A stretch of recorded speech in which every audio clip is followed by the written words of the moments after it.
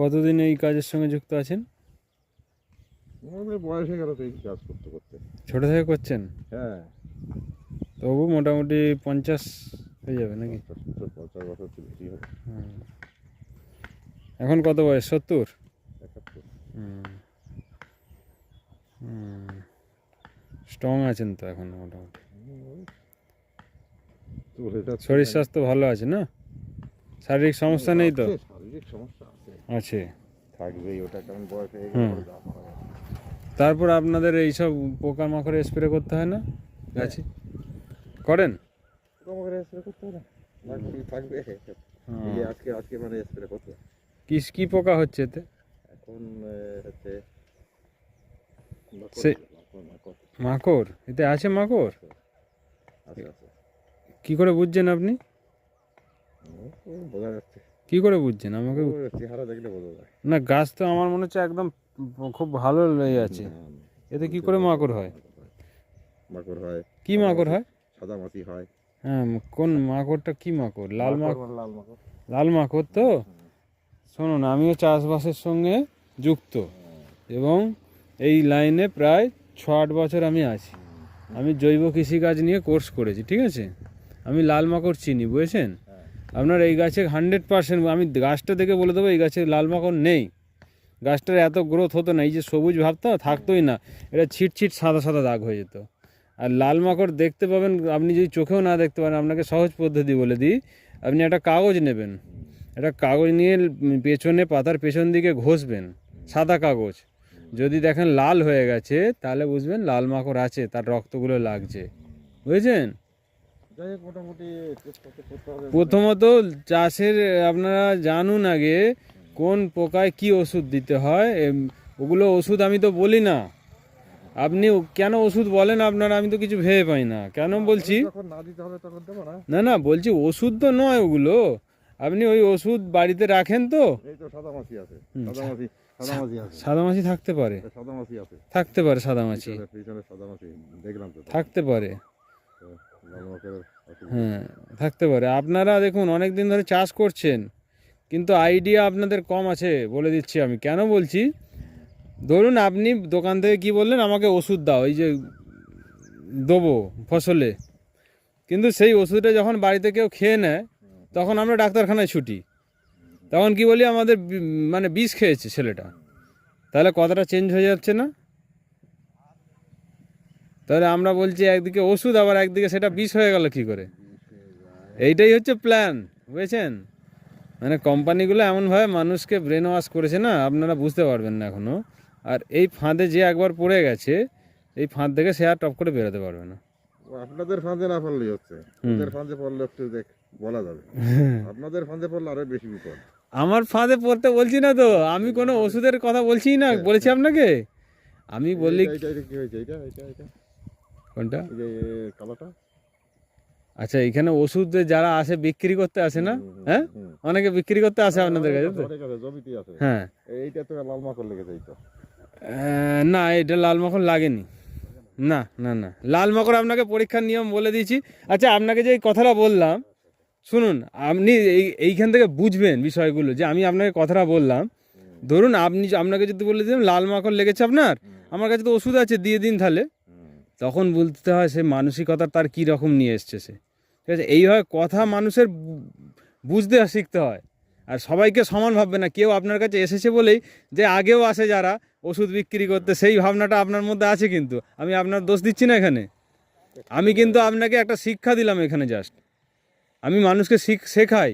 আমি শুধু কোনো একটা প্রোডাক্ট নিয়ে এসে আমার প্রোডাক্ট বিক্রি করে দিয়ে চলে যাবে, এটা আমার উদ্দেশ্য নয়। এখানে সচেতন করা চাষিদের, না হলে কি হবে, আমাদের সবার ক্ষতি, এটা মাথায় রাখি আমি বিষ দিচ্ছেন, শুধু আপনার ক্ষতি হচ্ছে না, এটা আপনি দিচ্ছেন, আপনারা তো ক্ষতি হচ্ছে, তার সঙ্গে আপনি যাকে ফসলটা খাওয়াচ্ছেন তার শরীরে রোগ আসছে, কিন্তু আপনি আশীর্বাদ পাবেন। আশীর্বাদ কখন পায় মানুষ? ভালো কিছু দিয়ে সে অর্থ নিল, কিন্তু আপনি বীজটা দিলেন, কালকেই তুলে বিক্রি করে দিলেন, সেটা আপনার কর্মটা কিন্তু নেগেটিভ হচ্ছে। এখানে খুব ভালোভাবে আমি ধর্ম প্রচার করি, বুঝেছেন? আর আমি তার সঙ্গে কৃষিকাজকে জৈব পদ্ধতিতে মানুষকে সচেতন করি, যে যতটা পারো এই পরিমাণে বিষগুলো কম দিতে হবে। কমাও, মানে এটা আমাদের 80% যখন লাগবে তখন বীজ দিতে হবে তার আগে। ভবিষ্যৎ খুব খারাপ। আর একটা বিষয়, এই যে বীজ ঘরোয়া পদ্ধতি আছে কত কিছু, আমরা একটু যদি সময় দিয়ে এগুলো করতে পারি আরামসে। ঘরের পুরো পদ্ধতি অবশ্য ঠিক আছে, হুম। অনেক অনেক কাজ হয়, অনেক সময় কাজ হয়। ঘরের করলে সেইগুলো আপনার কোনো সাইড এফেক্ট নেই। আর এইগুলো কি করছেন জানেন, আপনারা এত ডিটেলসে ঢোকার মাথায় আসছে না বিষয়গুলো। আপনি যে স্প্রে করেন, স্প্রে করার ফলে বন্ধু আছে শত্রু আছে সব জায়গায়, জানেন তো, আপনার বাড়ির পাশেও আছে, আচ্ছা, গ্রামেও আছে। এরকম জমিতে বন্ধু পোকাগুলোও নষ্ট হয়ে যাচ্ছে। এর ফলে দিনে দিনে আপনার শত্রু পোকা বাড়ছে। তেমনি ওই স্প্রে করতে হবে, আর সবাই তো সেরকম জানে না। হুম। যেমন মৌমাছি মৌমাছি মারা যাচ্ছে, এইটা একটা বন্ধু পোকা আমাদের, মৌমাছি তার জন্য পরাগ মিলন কমবে, আপনার ফলন কমবে। মৌমাছি নাই, যার জন্য পরাগ মিলন করে হ্যাঁ। দিতে হচ্ছে হাত দিয়ে। হ্যাঁ। কারণ ওই মৌমাছি পড়লে একটা চাক যদি পড়ে এইখানে, হ্যাঁ। ওইখানে গাছে পড়েছে, হ্যাঁ। এইখানে কোনোদিন ভয়ে মানে লোক আসবে না, হুম। কারণ ওর শত্রু আছে, হুম। মৌচাকের শত্রু আছে। হুম। দিয়ে ওইটা যদি মানে ছুটতে পারে একবার, হ্যাঁ। খেয়ে ফেলবে নাকি। হ্যাঁ। হ্যাঁ। তো সেটা চাষটাকে, কি করতে হবে, সেটাকে মানে আগুন দিয়ে পোড়াতে হবে, হ্যাঁ। পোড়া এটাকে কমাই দিতে হবে। হ্যাঁ। হ্যাঁ। আবার আবার তাই করতে হবে, নাহলে গরু বাছুর মানুষ সব ওই মৌমাছি মৌমাছি মারতে হবে, মৌমাছি মেরে দিতে হবে তখন। মেরে দিতে হবে। ও। কারণ ওতে বাসে সে মারবে, বাজ পাখিতে হুম। মানে সেটাকে আক্রমণ করবে, আমি আমাদের আক্রমণ করবে মৌমাছি, মানুষকে আক্রমণ করবে। কোনো কথা নেই, এইখান দিয়ে রাস্তা দিয়ে হাঁটতে পারবে না কত। হুম। আমি এইটা আপনার সঙ্গে সহমত নয়, কারণ দেখুন, পৃথিবীতে সবার অধিকার আছে বাঁচার। আপনি ধরুন সুন্দরবনে মানুষ আজকে বলছে বাঘে আক্রমণ করছে, ভাই আগে তো সুন্দরবনে মানুষের বাস ছিল না, মানুষ তো গিয়ে সেখানে, মানুষ যদি সব প্রাণীদের অধিকার কেড়ে নেয় তাহলে প্রাণীগুলো যাবে কোথা? এটা কোনোদিন আমরা ভাবছি কি, বলুন আগে। এখন প্রাণী আমরা এইভাবে কোনোদিন ভাবি না, আমরা সবসময় ভাবি প্রাণীরা আমাদের অ্যাটাক করছে, আরে ওরা রেগে যাচ্ছে, ওদের মানে বাঁচা অস্তিত্ব ওদের সংকটে এসে গেছে, তাই জন্য ওরাও একটা মানে চেষ্টা করে কীভাবে বাঁচবো, আমরা মারি আবার, মানে ঘাত প্রতিঘাতের লড়াই চলছে এখন, বাঁচার লড়াই। সবাই বাসায় যেমন এই সাপে কামড়ায় না, সাপকে আমরা কামড়ানো করাই। হ্যাঁ, সাপে তাহলে? কামড়ায় না। সেই রকমই আমরা চেষ্টা করতে হবে যতটা। এই যে আপনারা সার দিতেন আগে, কত সার দিতেন, এখন কত দেন আপনি নিজেই বলুন না। আগে যে সারটা ব্যবহার করতেন 10 বছর আগে, আর এখন কত বস্তা সার তখন দিচ্ছেন? সারই ব্যবহার হতো না, তাহলে তখন তো গোবর সার ফোবর সার দিতেন, শহরে হতো। এখন গোবর সার দেন? গোবর সার নাই এখন, দেন না। গরুই নাই, তার গোবর সার কোথায় পাবে? তাহলে আর মাটির এবার আপনার যদি গোবর সার না পড়ে, দেশি গরুর গোবর না পড়ে, তাহলে মাটিতে বিভিন্ন রকম রোগ জীবাণু তৈরি হবে, গাছ তাড়াতাড়ি মরে যাবে, ফাঙ্গিসাইড হবে, গোড়া পচা হবে, অনেক রকম হচ্ছে না? অনেক রকম। হ্যাঁ, কারণ মাটিতে আপনি আগেকার যে আমাদের বাড়িতে দেবেন গরুর এই গোবরের লেপ দেওয়া হতো, তার কারণ হচ্ছে আপনার ওই ইয়েগুলোকে যাতে আমরা মানে যোগ জীবাণুকে মানে এ করতে পারি, ভাইরাস ব্যাকটেরিয়া যে দূষিত। এগুলো ঠিক কথা, এগুলো অসুবিধা নেই, কিন্তু এখন 5 জনা দিচ্ছে, আমারও দিতে হবে, কারণ ওইটাকে আর ঠেকানো যাবে না, না, এই ওষুধ ছাড়া ঠেকানো সিস্টেমটা তো আমরা চেঞ্জ করে ফেলছি।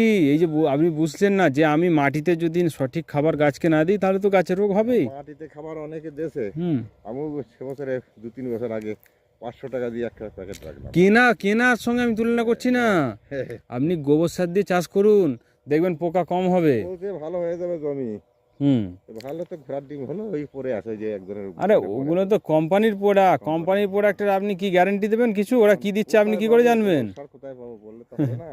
কেন এদিকে গরু নেই আর লোকের? গরু কোথায়, কারো গরু, চাষের গরু নাই। আপনাদের সোনামুখীতে তো গরু থাকতো প্রচুর আগে। না না, না, গরু নাই, হুম। আমাদের সব গরুতে 5-6টা করে থাকতো। হুম। আর যুব সমাজ আপনার ছেলেরা চাষবাসের সঙ্গে যুক্ত আছে না নেই? আছে, আছে, এমনি চাষবাসই করে নাকি? চাষবাস করে, ব্যবসা করে, মানে যখন যেটা পায়। আপনাদের এদিকে শশা চাষ তো ভালোই হয়েছে দেখছি। সমস্যা আবার হয় নাই তো, ও, কেন? গাছ খারাপ হয়ে যাচ্ছে নাকি? খারাপ হয়ে গেছে। হুম। তারপর আছে বীজ, বীজ প্রয়োগ। বীজ হুম।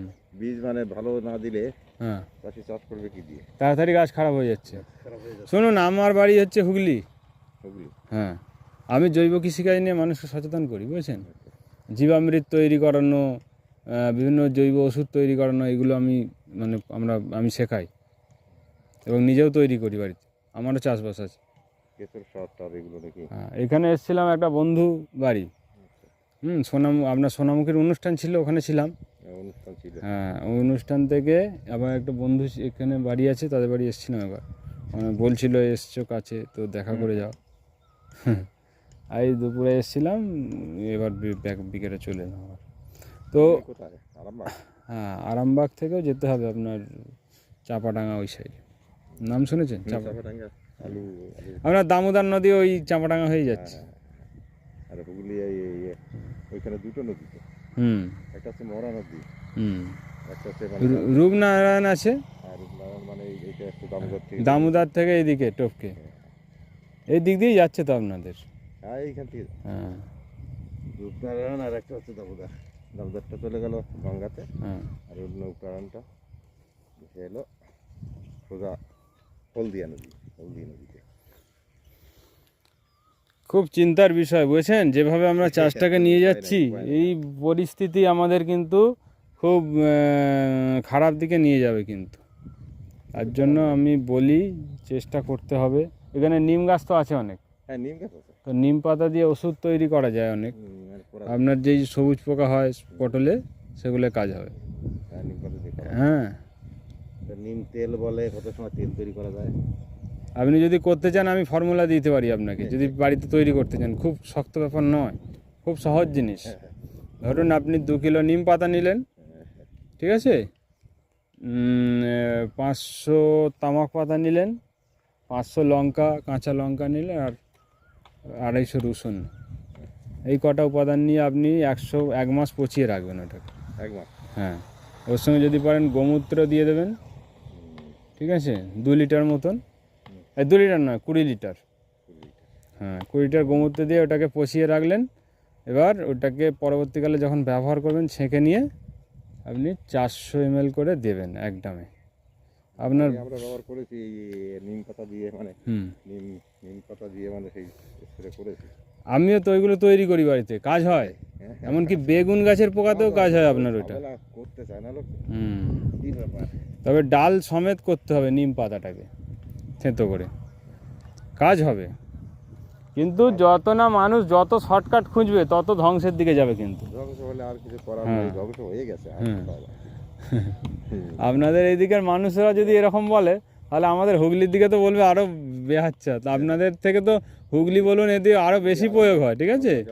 আমার বিয়েই বাড়ি আরামবাগ, জানেন নিশ্চয়ই, ওইদিকে মানুষ আরো অ্যাডভান্স এইসব স্প্রে করে পোকামাকড়ের জন্য এই দিকের থেকেও।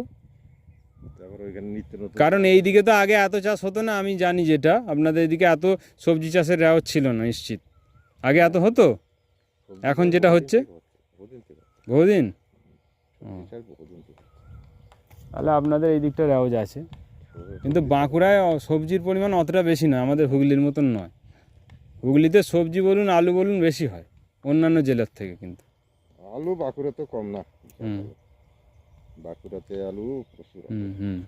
এই যে আলু তুলে এগুলো করেছে, এই যে আলু তুলে এগুলো, বাঁকুড়া আলুটা অ্যাডভান্স হয় না। এই যে এইখানে আলু ছিল, ওই যে বাঁকুড়া আলুটা অ্যাডভান্স হয়, একটা অ্যাডভান্স করলে হয়। বাঁকুড়া মানে খুব দ্বারকেশ্বর নদীর পরে ওরা করে, ওরা কেবাইশ করে, আর আমরা করি পোকরাজ।